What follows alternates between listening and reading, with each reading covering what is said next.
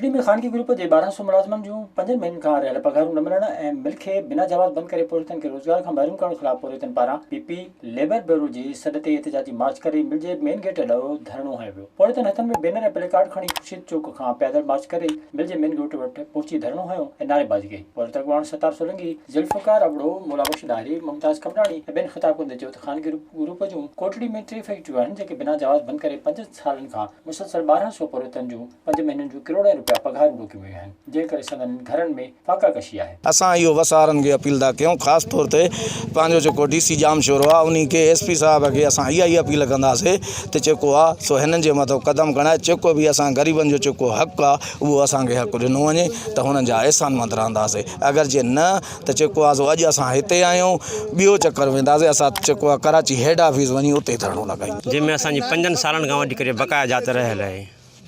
असां वज़ीर आज़म Pakistan Imran Khan, Bilawal Bhutto Zardari, chief justice of Pakistan खे पुरज़ोर अपील था कयूं त असांखे इंसाफ़ ॾियारे, या मिलियूं हलायो या असांखे हिसाब ॾियो। 5 साल थी विया आहिनि, इदारा बंदि पिया आहिनि, मालिकनि अॼु ताईं को बि राब्तो कोन कयो आहे, न को असांजी एडमिनिस्ट्रेशन आहे।